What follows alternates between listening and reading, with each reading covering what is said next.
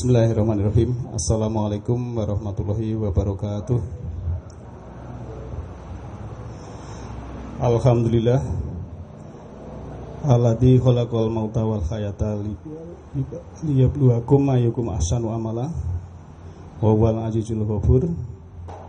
Asyhadu an la ilaha illallah wa la syarikalah wa asyhadu anna Muhammadan abduhu wa rasuluh. La nabiyya ba'dah. Allahumma sholli ala Muhammadin wa ala alihi washabihi ajmain, nama ba'du. Bapak Ibu yang saya hormati, jamaah Majelis Taklim Nurul Huda, tak lupa saya ingatkan pada diri saya, maksud saya, dan juga Bapak Ibu sekalian untuk selalu introspeksi diri untuk meningkatkan keimanan dan ketakwaan kita dalam rangka kita hidup di dunia, supaya kita menjadi punya arah dalam tujuan hidup kita. Dengan iman dan takwa, insya Allah selaku manusia kita akan dituntun di jalannya. Dan tak lupa kita selalu menghargai apa yang telah Allah berikan, bersyukur. Dengan bersyukur insya Allah apa yang telah kita dapatkan akan menjadi berkah, sehingga bisa menenteramkan jiwa dan pikiran kita. Bapak Ibu sekalian, tema tentang program Allah masih berlanjut, namun malam ini karena biasa kan bulan Rajab, besok Sabtu itu kan tanggal merah Isra Mi'raj, maka ini diselani. Walaupun ini sebetulnya kalau dikaji itu panjang, namun nanti secara ringkas supaya kita nanti tahu bayangan gitu dari dalam Al-Quran yang berangkat tentang Isra. Bapak Ibu sekalian, perlu saya ingatkan juga bahwa kita manusia ini dengan teknologi modern sebenarnya kita bisa dianalogikan seperti komputer ini, Pak. Jadi manusia itu sebenarnya seperti komputer, terdiri dari 3 dimensi. Jadi ini fisik ya manusia, hardware-nya dilihat mata bisa hardware ini. Seperti fisik, saya lihat Pak Sabto itu fisik kelihatan, lihat Mas Wayudi kelihatan, Mas Solikun kelihatan, itu fisiknya. Hardware-nya kalau komputer. Kemudian software-nya itu berupa aplikasi, apapun dimasukkan di sini, itulah jiwa. Nah, jiwa dari manusia itu. Kalau di sini ya jiwa daripada laptop atau komputer itu. Jadi kalau ini hardware tidak di aplikasi, itu ya cuma fisik aja, diam saja, tidak tahu apa-apa. Nah, roh itu kita ibaratkan baterainya, Pak, listriknya. Jadi listrik dari colokan itu stop kontak masuk sini disimpan. Kalau tidak ya yang langsung itu rohnya yang menggerakkan jiwa. Jadi ibaratnya walaupun ada software, ada hardware, kalau tidak ada listrik ini tidak bisa connect, dua-duanya tidak berguna. Maka sesuatu yang bersih sehat antara software dan hardware itu nanti dengan dikuatkan baterai yang kuat, ada rohnya itu tadi, dia akan, jiwanya ini, softwarenya ini akan menerima aplikasi apapun bisa masuk. Ya, ibaratnya juga manusia, kalau dia lahir kemudian sehat, makanannya bergizi, kesehatannya dijaga, ya, itu nanti menerima aplikasi. Jadi ibaratnya nek bocah gizine apik, sehat, niku diulang sing rada angel-angel niku bisa masuk. Ya. Itu namanya software dan hardware-nya bagus. Seperti komputer, kalau sudah kena virus, ya, softwarenya kena virus, tidak dibersihkan, kemudian hardware-nya juga kotor, tidak dibersihkan, untuk aplikasi download dan lain-lain juga rendet, bahkan tidak bisa. Nah, jadi seperti manusia juga, kalau badannya tanginya siang males, ngeri-ngerian, kantongane mung paramek karo remason. Niku kon mikir sing napa? Sing berat-berat ya malah delo-delo mung napa? Anggo anu wae dilihat. Juga seperti komputer. Komputer juga gitu, Pak. Komputer itu kalau banyak virusnya sudah merajalela, tidak dibersihkan, tidak diupdate, itu ya mau shutdown, mau apapun rendet sekali. Nah itu ibaratnya sebenarnya gitulah. Maka kita dengan begitu akan introspeksi diri kita ini, kalau komputer itu apa ya sing canggih, apa ya sing glegere komputer, nanti kan kelihatan ya.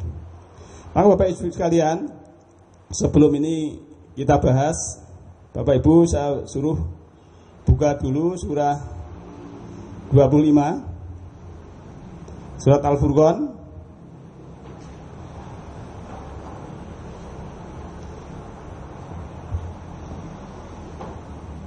ayat 27 sampai dengan 29.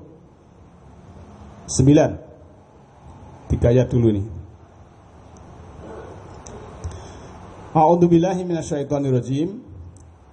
Wa yauma ya'adud dzalimu ala yadaihi. Pada hari itu orang-orang zalim memukulkan atas tangannya. Yaqulu ya laitani, dan berkata, ya, alangkah baiknya etakhottu ma'ar rasuli sabila, aku mengadakan bersama Rasul itu garis hukum. Jadi di sini orang dolim nanti, ini berita ini gaib, tapi nanti kejadiannya konkret di akhirat sana. Pada hari itu orang dolim istilahnya ya tangannya itu ada yang di situ juga menggigit jari. Padahal ini sebenarnya ngalayadahi kedua tangannya. Istilahnya menyesal. Ya. Kenapa dulu tidak bersama Rasul dan satu jalan?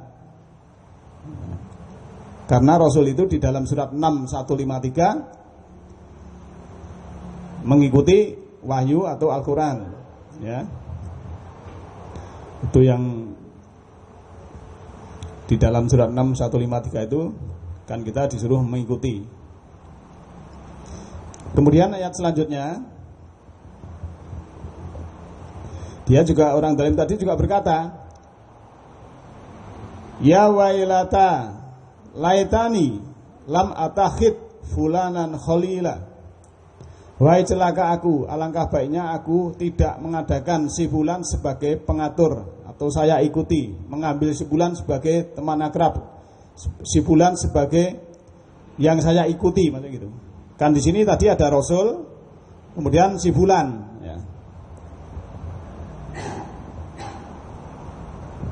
Ini si Rasul, jalan Rasul Muhammad ini, ya ini Rasul ya. Kemudian di sini si fulan.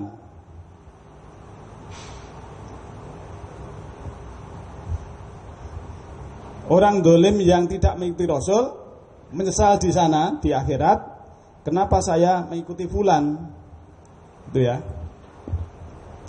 Kemudian ayat lanjutnya, lakot adolani ani zikri, sungguh dia telah menyesatkan aku dari zikri, dari Al-Quran. Ba'da id ja'ani, setelah Al-Quran itu datang kepadaku. Wa kana syaitonu lil insani khudula, adalah setan itu terhina bagi manusia, atau mengajak sesat, mengajak hina pada manusia. Nah, si fulan tadi karena tidak memakai apa yang diturunkan Allah, kemudian mengajak seseorang, ternyata kalau sudah di sana juga tidak bisa berbuat apa-apa, tidak bisa menolong, karena dia juga sudah menyesatkan dari ngani dzikri. Di dalam surat 15 ayat 9, nahnu nazzalna dzikra wa inna lahu lahafidun. Dzikra adalah Al-Qur'an, pemikiran, peringatan. Maka Bapak Ibu sekalian, jangan sampai kita dalam mencari akidah atau petunjuk itu mengikuti orang tapi tidak mengikuti ayatnya.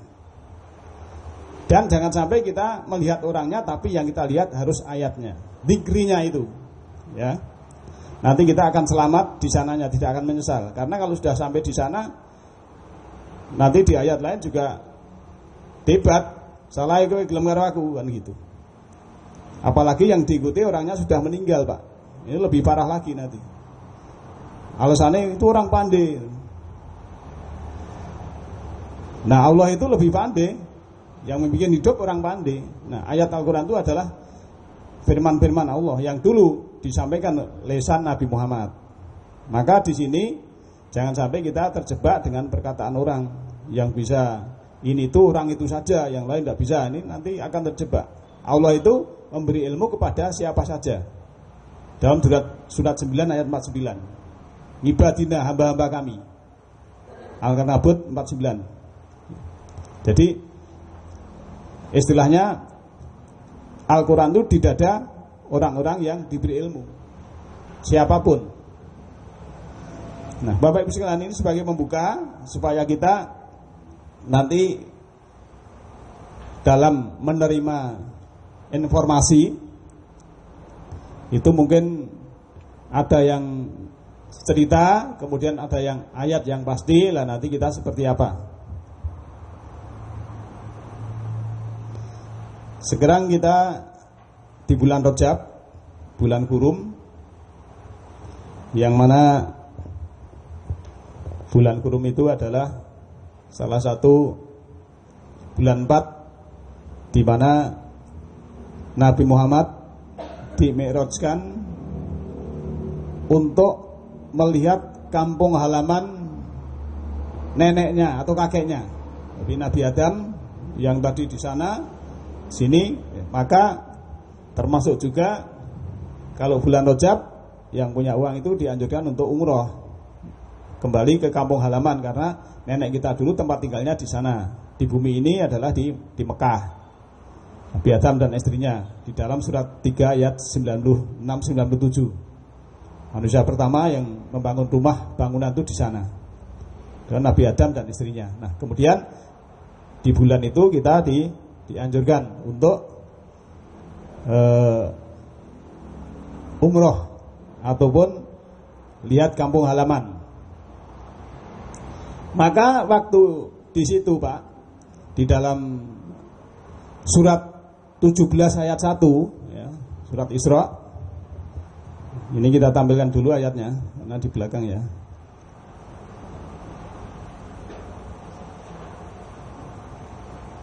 Al-Isra ayat 1.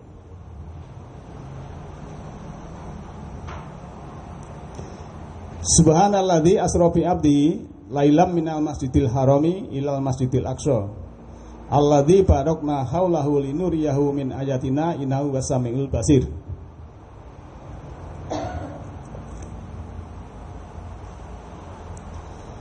Dalam surat 17 ayat 1. Nanti ada beberapa pembahasan di situ ya. Subhanalladzi asra bi abdihi. Asra, Isra dulu. Asra bi abdihi. Lailan, pada malam, suatu malam. Jadi subhanalladzi asra bi abdihi lailam minal masjidil harami, masjidil haram ilal masjidil aqsa.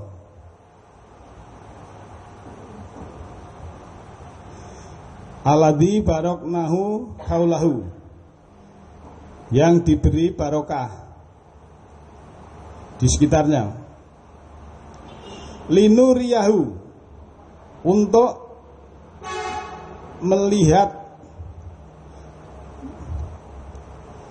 melihatkan ayat-ayatnya. Linuriyahu min ayatina, ayat-ayat kami, ayat-ayat Allah ya Mas. Kurang lebih bahasanya adalah 6 menit.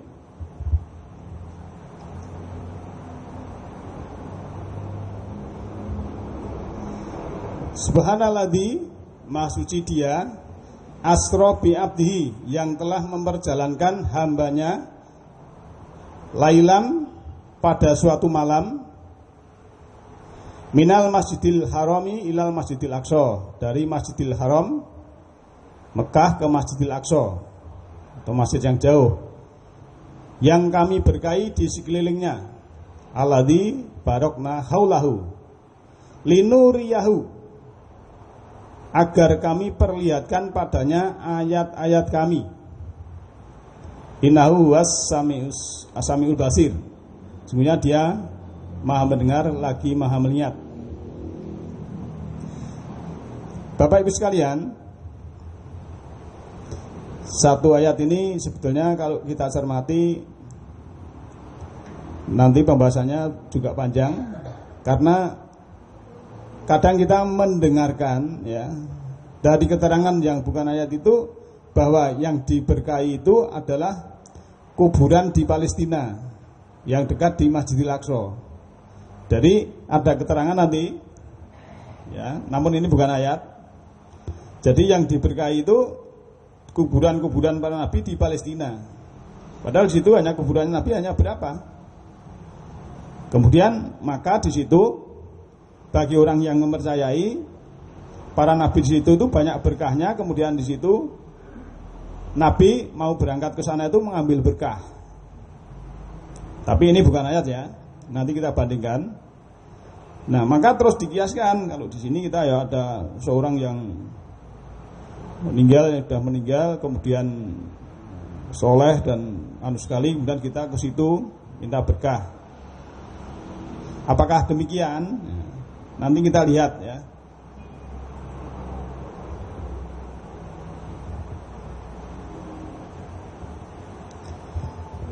Sebagai pendahuluan di sini ya, Al-Quran sebagai petunjuk untuk manusia dan pelajaran bagi orang bertakwa, telah menerangkan segala sesuatu yang dibutuhkan dalam hidup di dunia. Di dalam surat ini kita lihat di situ ya, Ali Imran 138 139 itu.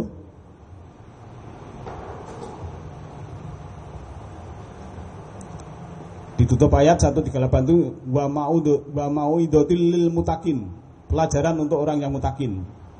Berarti orang yang takwa, mutakin itu harus belajar Al-Quran. Kemudian yang 139 itu ya, wala tahinu, kamu jangan merasa rendah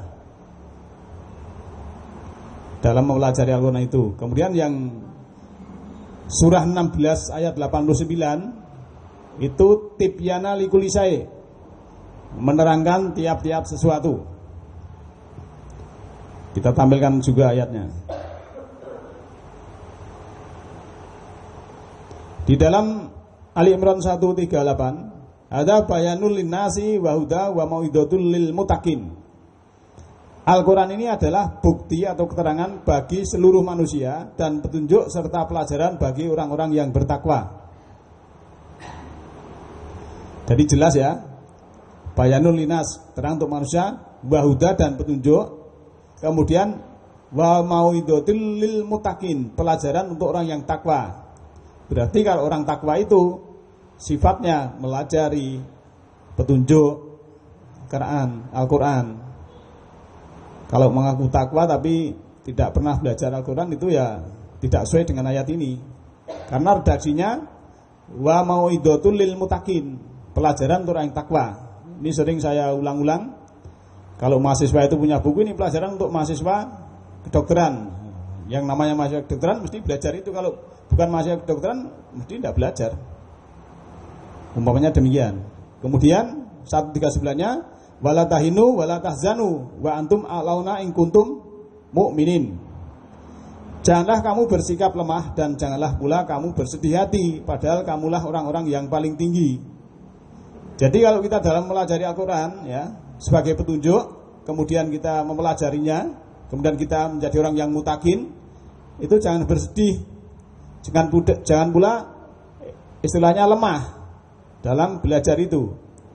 Nah nanti akan, kalau kamu betul-betul sudah mengimani ya, wa antum a'launa, kamulah yang paling tinggi, baik ilmunya, peradabannya, derajatnya, pemikirannya ya, kalau betul-betul mengimani apa yang di dalam pelajaran tadi. Ini janji Allah, jadi kita tidak ragu-ragu, karena Al-Quran itu la raiba fi, tidak ada keraguan. Kalau kita ragu-ragu ya kasihan. Memang kadang banyak Pak, orang itu kalau ada ayat itu malah ragu-ragu, kalau bukan ayat, cerita-cerita malah dipercaya sungguh-sungguh. Itu loh masalahnya. Maka kalau di dalam surat 69 ayat 41 sampai 42 itu sedikit orang yang mengimani Al-Quran. Kebalikannya, yang surat 6 116, kalau kamu mengikuti kebanyakan manusia di dalam bumi, akan menyesatkan kamu dari garis hukum, karena yang diikuti hanya dzon. Jadi memang sesuai dengan situasi kondisi. Kemudian yang An-Nahl 89, wa nazalna 'alaikal kitaba tibyana likulli syai', dan kami turunkan kepadamu kitab atau ketapan ya, yang menerangkan tiap sesuatu Pak. Tibyana itu menerangkan, likuli tiap-tiap, untuk tiap-tiap, syai'in sesuatu. Coba. Jadi komplit sebenarnya. Kalau Taurat itu juga mufasil likuli syai', menjelaskan tiap sesuatu, hampir sama. Kalau Al-Quran tibyana likuli syai', menerangkan tiap-tiap sesuatu. Kalau kita belum mendapatkan, itu berarti ya kita belum belajar gitu. Maka Nabi Mun itu menguasai Al-Quran itu selama 23 tahun. Jadi kalau kita ingin paham Al-Quran ya tidak mungkin 1-2 jam, 3 jam ya akan paham, kemudian kita mempertanyakan sesuatu harus saat itu juga clear, itu tidak mungkin. Harus kita belajar dari sedikit. Wa huda dan petunjuk, wa rahmah dan rahmat, wa busra lil muslimin. Jadi Al-Quran tadi kalau dipelajari mendapatkan petunjuk, kalau diimani menjadi orang mutakin mendapat rahmat, dan mendapat kegembiraan kalau kita menjadi orang yang muslim. Ini ayatnya jelas.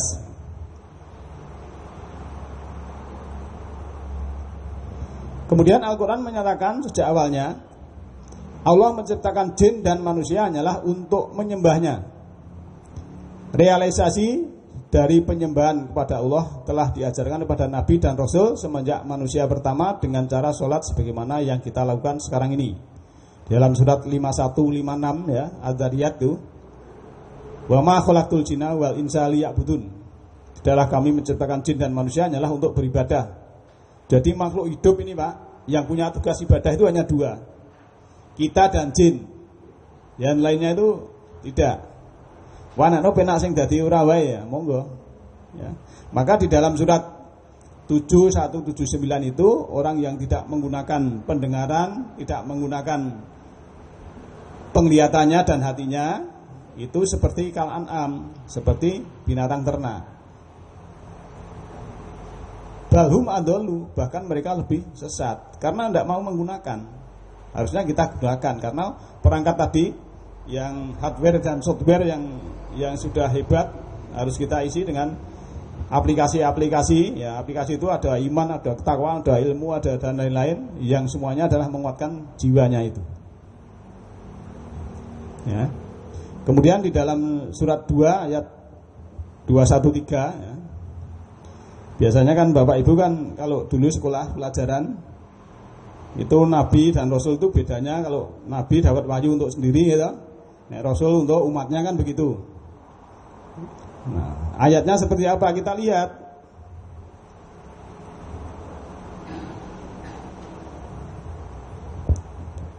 Yang juga bisa dilihat di sini Al-Baqarah 213. Karena nasu umatan wahidah, manusia adalah umat yang satu. Fa ba'asa Allahu nabiyina mubashirina wa mundhirina. Kemudian Allah membangkitkan nabi-nabi. Ya. Nabi ini banyak ya Pak, nabi-nabi ya. Fa ba'asa maka Allah Allahu maka Allah membangkitkan nabiyina nabi-nabi. Lah tugasan nabi itu apa? Mubashirina wa mundhirina. Memberi kabar gembira dan memberi peringatan. Wa anzala ma'ahum, dan diturunkan bersama hum nabi-nabi itu alkitabah, kitab bil haq, dengan hak. Nah, kitab tadi yang diberikan kepada nabi tadi liyahkuma baina nasi, untuk memberi hukum di antara manusia. Fimah talafu fihi, apa-apa yang diperselisihkan padanya. Jadi menurut ayat ini ya, nabi itu dibangkitkan untuk memberi kabar gembira dan peringatan, dan juga nabi diberi kitab. Nah, kepada manusia ya, liyahkuma bainas, untuk menghukum di antara manusia. Berarti menurut ayat ini nabi itu walaupun dapat wahyu, dapat kitab, itu juga dia menyampaikan, loh ini loh kabar gembira, ini loh kabar yang tidak menyenangkan kalau kamu melanggar hukum, kan begitu. Tapi kok bisa nabi dapat wahyu untuk sendiri, kalau Rasul untuk masyarakat rame? Dari mana keterangannya? Katanya, ya sudah, kalau sudah katanya ya sudah. Tapi ayatnya di sini menjelaskan fa'afasallahu nabi. Allah membuatkan nabi, kemudian memberi peringatan, kemudian diturunkan kepada nabi itu kitab bil haq untuk menghukum di antara manusia. Coba bayangkan.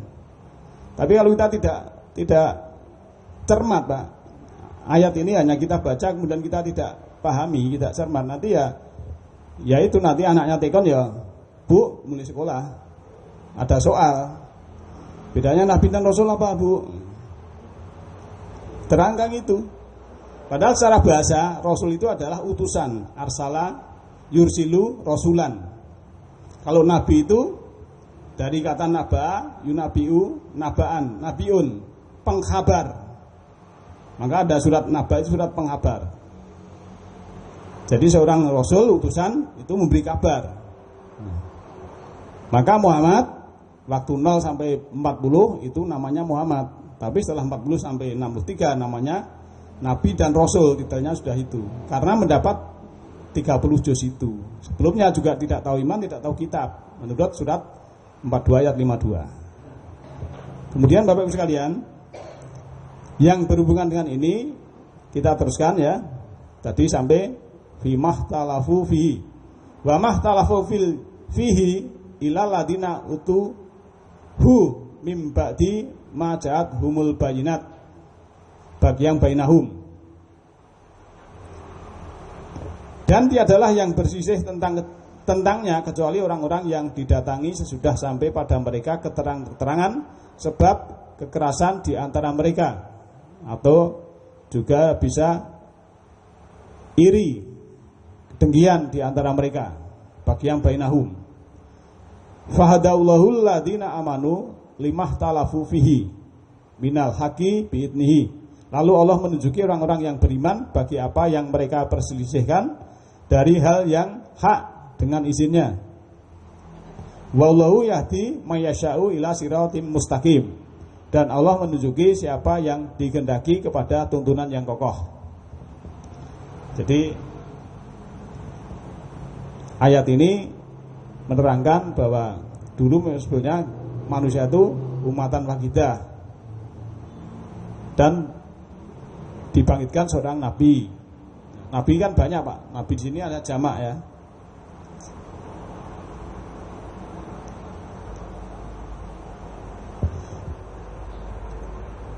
Kemudian sholat adalah suatu kegiatan yang diperintahkan oleh Allah untuk Allah dengan cara-cara tertentu sesuai yang dicontohkan Nabi. Maka sholat berarti memuliakan Allah. Dan kegiatan itu hanya ditujukan khusus untuk Allah saja, dan tidak boleh ditujukan kepada selain Allah. Jadi sholat itu ditujukan hanya untuk Allah karena memuliakan Allah. Jadi kalau Bapak Ibu lihat dari iftitah itu memuji Allah, statement walaupun itu diucapkan Nabi Ibrahim di dalam surat 6 ya ayat 79, kemudian 162 163 itu kan yang kita baca. Iftitah kemudian Al-Fatihah itu juga memuji Allah, statement juga minta pun bukan minta rezeki. Mintanya apa? Ihdinas siratal mustaqim. Jalan yang lurus. Siratal ladzina an'amta 'alaihim, seperti jalannya orang-orang yang diberi nikmat. Lah orang yang diberi nikmat itu ternyata nabi-nabi dan para siddiqin ya di dalam surat 4 ayat 69. Nah, para nabi itu yang diberi nikmat itu sesuai surat 19 ayat 58 adalah kalau mendengar ayat-ayat Al-Qur'an itu qaru sujada wa bukiya. Dia runduk sujud dan menangis. Itu orang yang diberi nikmat. Jadi kalau kita ingin seperti orang yang diberi nikmat, ya itu harusnya sujud dan menangis kalau mendengar ayat-ayat Ar-Rahman dalam surat 19 ayat 58. Maka di sini di dalam surat 2014 ya, di surat Toha, Bapak Ibu bisa lihat juga. Innani anallahu la ilaha illa ana fa'budni wa aqimis sholata li dzikri.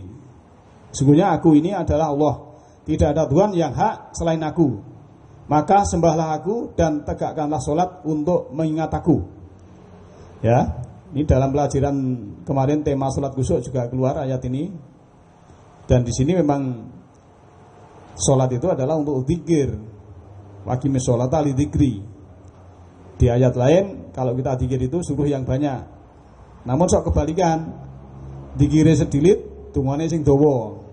Padahal yang bagus itu zikirnya yang panjang, doanya yang pendek. Karena ada perintahnya dzikrong kasiro, zikirlah yang banyak. Jadi di sini Allah mengatakan sesungguhnya aku ini Allah ya. Innani ana Allahu la ilaha illa ana, tidak ada Tuhan ilah kecuali aku. Maka sembahlah aku dan dirikanlah, tegakkanlah sholat untuk mengingat aku. Jadi ada dasar hukumnya dalam kita sholat itu. Sholat adalah suatu kegiatan ya tadi memuliakan Allah itu. Namun demikian pengertian tentang sholat itu ternyata sampai saat ini masih terjadi adanya perbedaan pemahaman, di mana di satu pihak berpendapat bahwa sholat baru dilaksanakan setelah Nabi mengalami Mi'raj. Hal ini seolah-olah sebelum Mi'raj Nabi belum melakukan sholat, dan mungkin juga Nabi Nabi zaman dulu dianggap belum melakukan sholat. Jadi kalau demikian memang ada perselisihan, ada perbedaan itu dikembalikan kepada surah 42 ayat 10. Ya, di dalam surat 42 ayat 10, wa mah talafu ya, wa mah talaftum fihi min syai'in fa hukmuhu ilallah. Dan apa-apa yang kamu perselisihkan di dalamnya dari sesuatu, maka fa hukmuhu ilallah, maka hukumnya kepada Allah. Dzalikumullahu rabbi alaihi tawakkaltu wa ilahi anib. Wa ilahi unib. Itulah Allah Tuhanku, kepadanya aku bertawakal dan kepadanya aku kembali.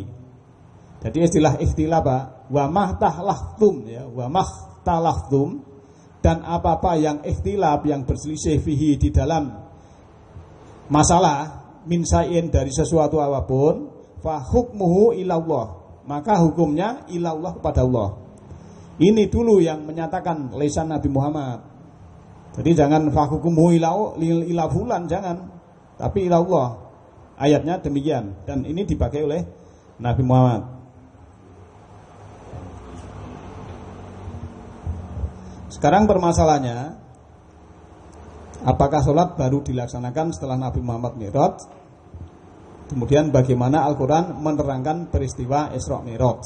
Nah ini panjang ini nanti.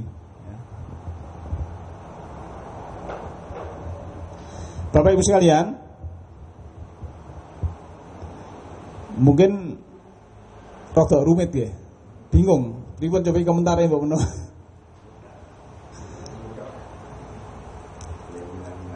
Ya memang Al-Quran itu kalau dibahas memang sekali Pak. Ya nanti sambil berjalan nanti kan ada keterangan-keterangan yang dari ayat dan bukan, nanti kita bandingkan, Bapak Ibu tinggal milih yang mana, nanti kan bisa tahu. Namun karena kita ayat memang sebetulnya seperti kita masukkan air di gelas Pak, itu kalau digucuk itu memang malah utak kabeh. Tapi kalau tes itu lah, ini karena selingan, jadi ya kita tidak apa-apa supaya kita tahu, karena nanti kan kita biasanya rame-rame di radio nyiarke Isra Mi'raj itu kan seperti apa, terhadap berkahnya itu di kuburan Palestina apa betul, nanti kan supaya kita tahu ayatnya seperti apa. Sholat adalah arti yang khusus dalam Al-Quran berupa abstrak nun dari kata kerja sholah. Jadi abstrak nun itu benda yang abstrak gitu loh maksudnya. Jadi kalau jenengan sholatnya dewe iki ra ketok barang itu loh namanya abstrak nun. Non itu benda abstrak ya. Seperti umpamanya barang yang tidak kelihatan tapi bisa dirasakan, seperti angin itu abstrak ya. Kemudian orang yang melakukan sholat disebut musholin.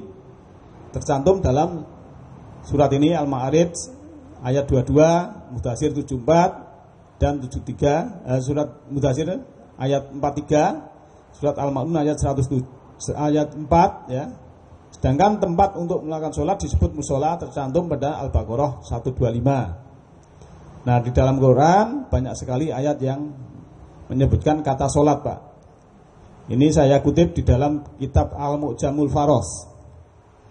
Jadi ini saya dulu tahun 86 itu harganya 150.000. Mungkin kitab itu sekarang sudah 1 juta lebih. Itu memuat kata-kata dalam Al-Quran dan jumlahnya Pak. Jadi kalau umpamanya kata Allah itu ada berapa ribu, di situ ada. Dan ayatnya juga ada. Kata sholat juga begitu. Sholat itu dalam surat ini, ayat ini sampai berapa jumlahnya, itu ada semua. Namanya Al-Mu'jamul Faros. Tidak ada tulisan Latin, semuanya Arab. Jadi kalau tahun 86 itu 150.000, mungkin sekarang sudah berapa ya? Dulu tahun 86 itu wedi sa'rit 50.000 Pak. Jadi itu satu kitab wedi 3 rit. Nek dulu. Tapi saiki sa'rit mau wis sak juta 300. Tapi kan beda inflasinya untuk kertas dan pasir kan beda gitu. Ya ini tidak saya sebutkan karena banyak sekali. Kemudian kita tampilkan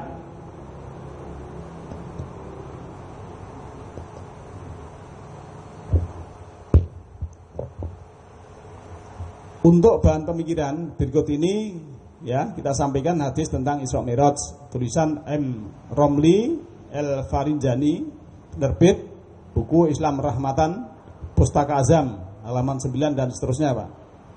Jadi di sini ada hadis dari Anas bin Malik ya.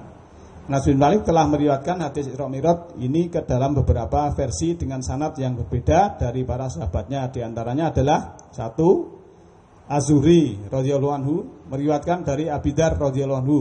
Kemudian yang kedua Qatadah radhiyallahu anhu meriwayatkan dari Malik bin Sosoah radhiyallahu anhu.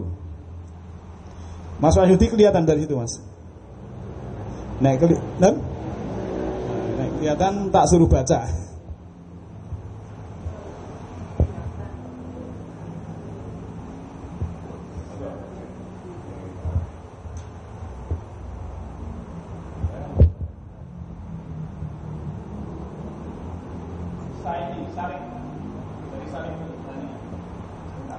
Sa'id bin Abi Nam Tan Sabit Al-Banani meriwayatkan langsung dari Rasulullah Shallallahu Alaihi Wasallam tanpa perantara seorang sahabat pun, sebagaimana telah disebutkan dalam Al-Habib Ibnu Hajar Al-Asqalani dalam kitab Fathul Bani jilid 1 garing 460 bahwa ketiga orang sahabat tersebut tidaklah memiliki perawi yang sama dengan Anas bin Malik. Oleh karena itu, di dalam merangkai riwayat ketiga orang tersebut dengan Anas bin Malik, agar kita lebih mudah memadukan hadis-hadis yang mereka riwayatkan, maka untuk memenuhi syarat kesohihannya dapat saya katakan sebagai berikut.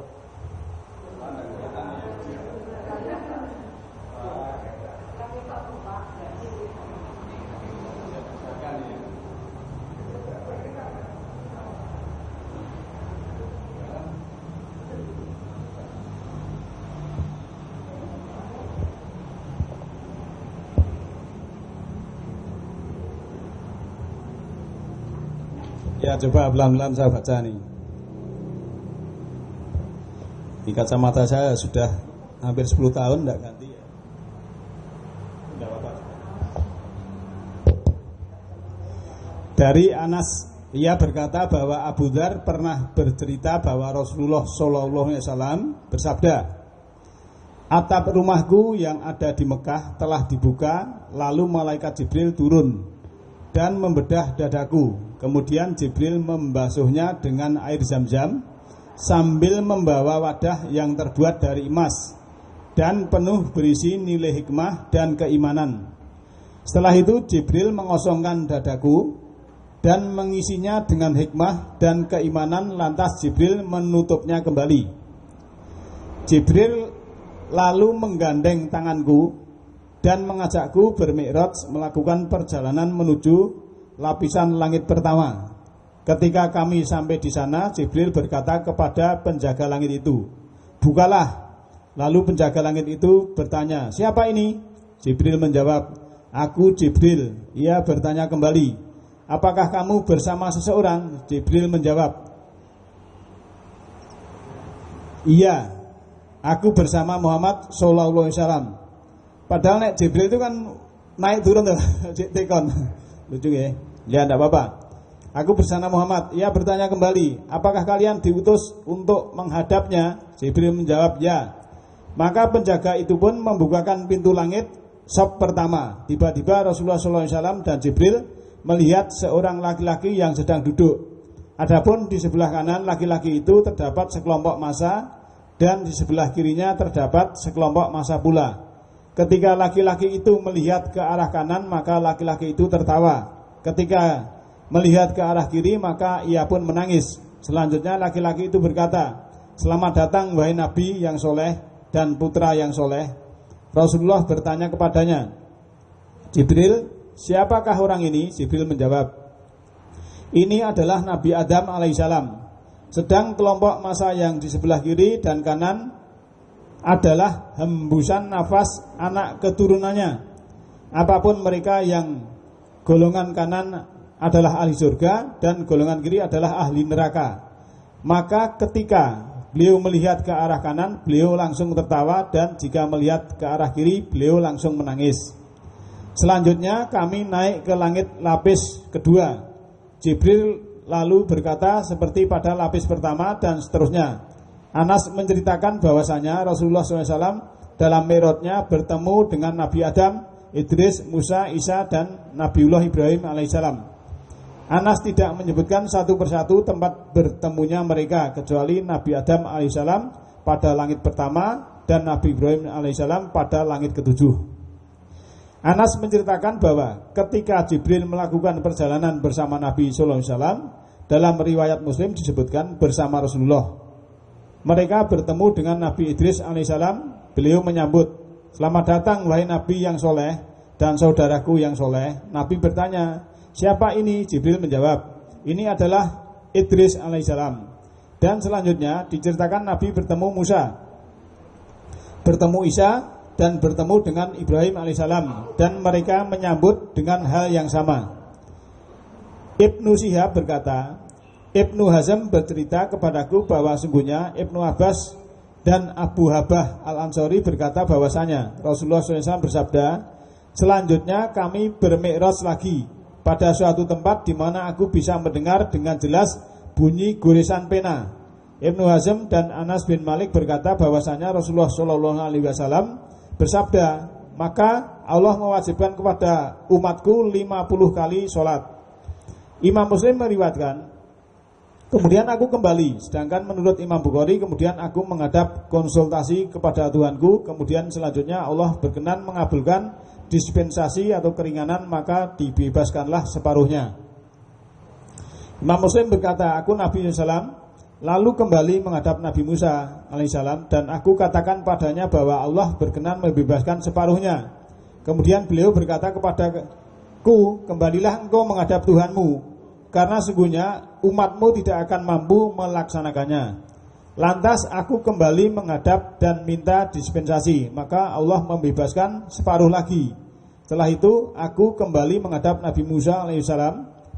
Imam Muslim meriwayatkan, kemudian aku kembali kepada Nabi Muhammad SAW dan aku katakan bahwa hanya tinggal 5 waktu yang diperintahkan Allah dari 50 waktu yang diwajibkan semua.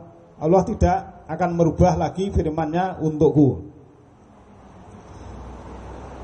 Imam Muslim juga meriwayatkan, kemudian aku sungguhnya aku benar-benar merasa malu kepada Tuhanku. Kemudian aku bersama Jibril meninggalkan Nabi Musa dan berhenti di Sidratul Muntaha. Di tempat itu terdapat suatu yang beraneka ragam dan aku tidak mengetahui nama-namanya. Kemudian aku memasuki surga. Ternyata di sana ada pohon anggur Habail. Menurut riwayat Imam Bukhari dan Abdullah bin Ahmad bin Hambal, adalah sejenis pohon janabit yang terbuat dari permata dan dembuta beraroma misik. Ini dalam Imam Bukhari, kitab dan Muslim. Kemudian yang dari Anas bin Malik, yang satunya lagi ya. Rasul bersabda, pada waktu dibedah dadaku itu sepertinya aku berada di samping rumah.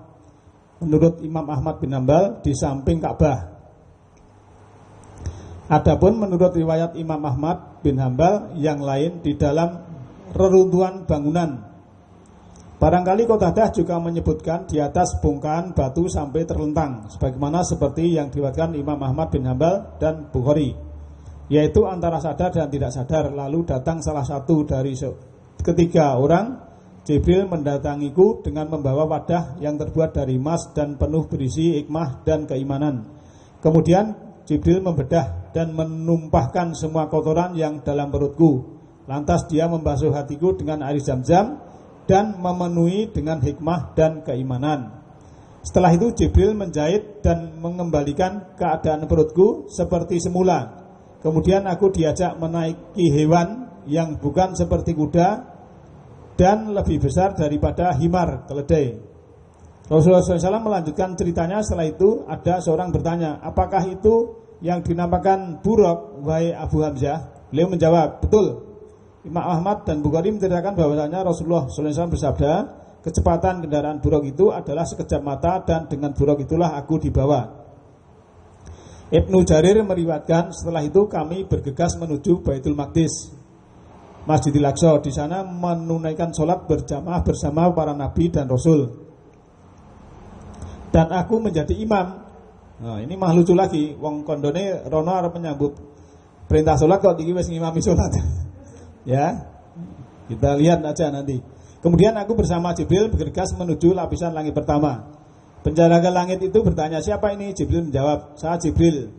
Ia bertanya lagi, kamu bersama siapa? Aku bersama Muhammad. Ia bertanya lagi, apakah kamu diutus untuk menghadapnya? Jibril menjawab, ya. Penjaga itu berkata, selamat datang.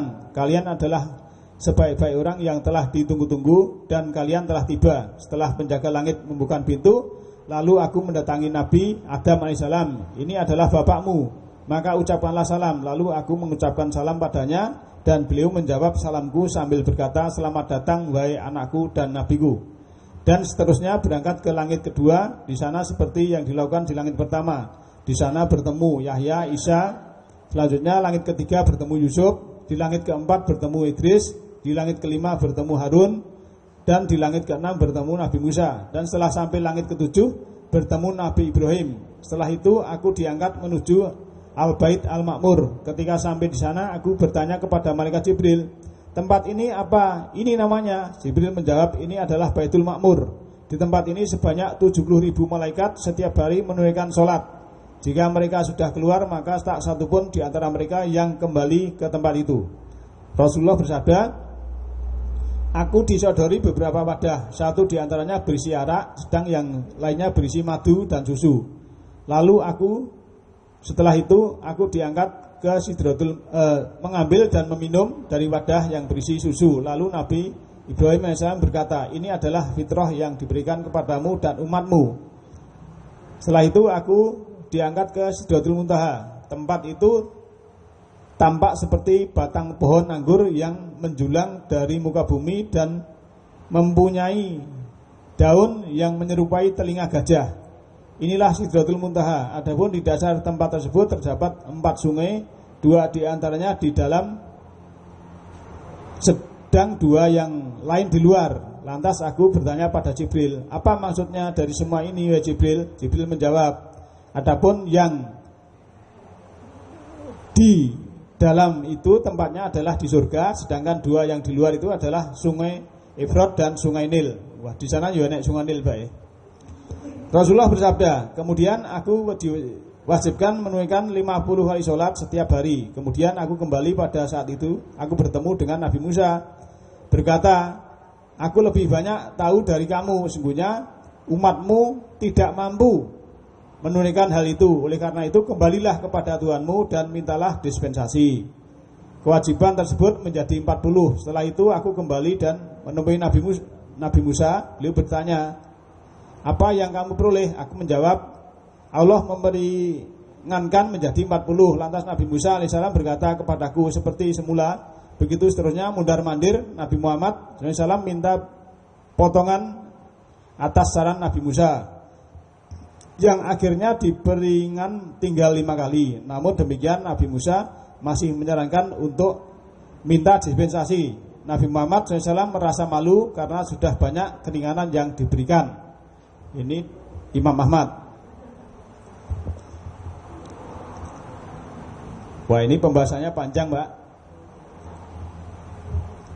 Mungkin sedikit komentar ya, nanti Bapak Ibu sekalian.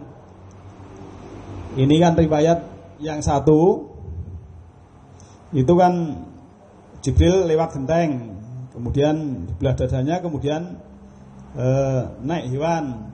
Yang cerita satu lagi di dekat Ka'bah, terus tangannya digandeng lungone, kan begitu kan, beda nih. Jadi 2 riwayat itu sudah beda. Yang satu lewat genteng di bedah di rumah, yang satu di dekat Ka'bah, ada yang di reruntuhan. Jadi ceritanya kan simpang siur. Ini yang benar sing di. Yang benar kan mestinya satu. Kemudian dadanya dibelah, dibersihan dan sebagainya. Kemudian iman kok diwadahi emas, hikmah diwadahi emas, itu nanti seperti apa? Nanti kita lihat ya. Maka dari 2 hadis itu cukuplah digunakan sebagai bahan penganalisaan tentang perintah sholat apakah benar baru diperintah ketika Nabi Mi'raj. Supaya mendapatkan kejelasan dan menghindari kekeliruan, maka seharusnya di cross check dengan Al-Quran. Dari kedua hadis tersebut ada beberapa hal yang perlu dicermati dan dipahami secara akal sehat. Dalam riwayat Azuri dikatakan bahwa malaikat datang ke rumah Nabi dengan membuka atap rumahnya. Apakah jika hal itu memang benar, apakah tidak lebih sopan kalau malaikat datang dengan secara baik melalui pintu rumah Nabi, sehingga terkesan lebih sopan dan logis menurut pemikiran secara wajar. Selanjutnya dinyatakan bahwa Jibril membawa wadah dari emas yang berisi hikmah dan keimanan. Hal demikian juga menimbulkan keraguan dan kejanggalan bahwa hikmah adalah sains atau ilmu pengetahuan, dan begitupun iman, keduanya berbentuk abstrak. Bagaimana bisa diwadahi? Tentang hikmah perhatikan Al-Baqarah 2569. Kemudian setelah Nabi dioperasi dadanya, tangan Nabi dipegang oleh malaikat digandeng, terus terbang ke langit menurut riwayat Azuri, dan naik hewan yang disebut buraq menurut riwayat Qatadah. Dari kedua ini mana yang benar? Jadi yang benar ini apa digandeng apa naik buraq? Setelah sampai di langit pertama, Nabi bertemu dengan Nabi Adam alaihissalam. Dan kalau dia menoleh ke kanan tertawa, dan kalau menoleh ke kiri menangis. Di Nabi Adam tadi kan ceritanya di langit pertama itu Nabi Adam nih ngene tengen guyu, niki nangis kan begitu kan?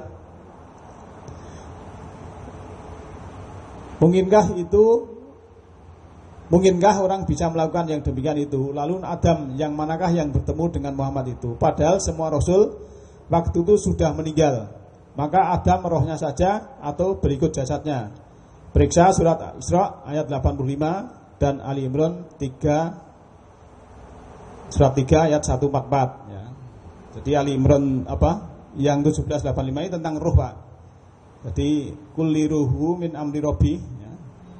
Ada orang bertanya tentang roh, itu adalah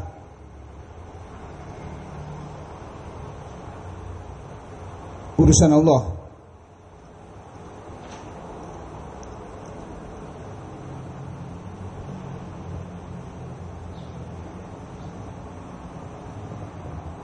Mungkin Bapak Ibu bisa lihat sendiri ya di situ, sini ayatnya tidak tampil.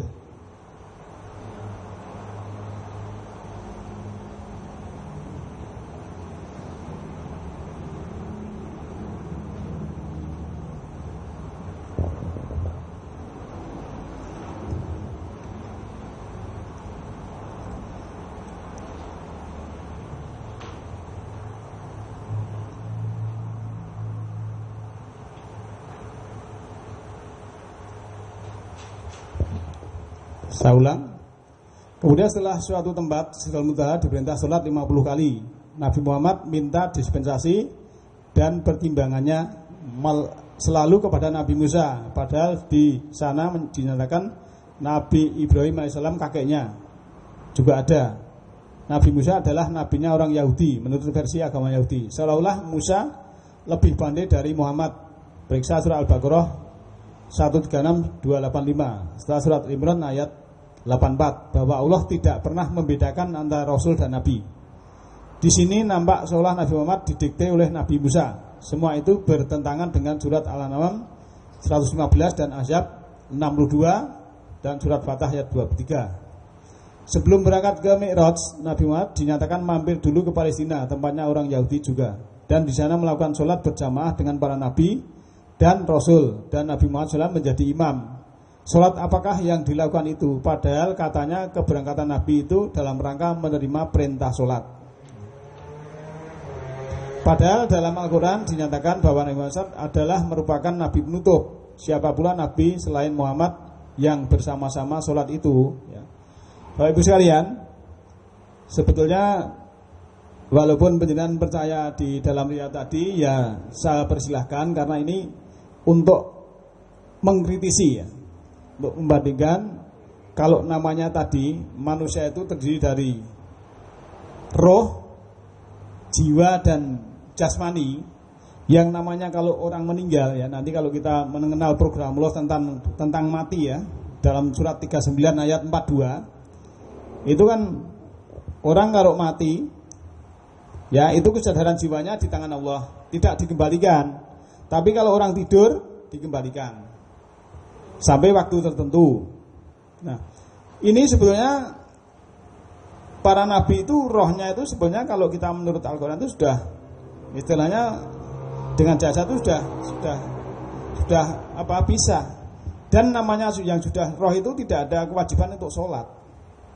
Sholat itu waktu masih hidup itu sebetulnya. Maka cerita yang seperti ini perlu kita lihat nanti ayat-ayatnya ya, bisa tampilkan karena ini masih panjang, Pak. Kalau di ini istilahnya saya hanya mancing pemikiran dulu dari Bapak Ibu supaya kita nanti kalau ada keterangan-keterangan itu diterima saja ya. Seperti tadi umpamanya berkah itu ya di Palestina itu banyak kuburan para nabi, di sana banyak berkah.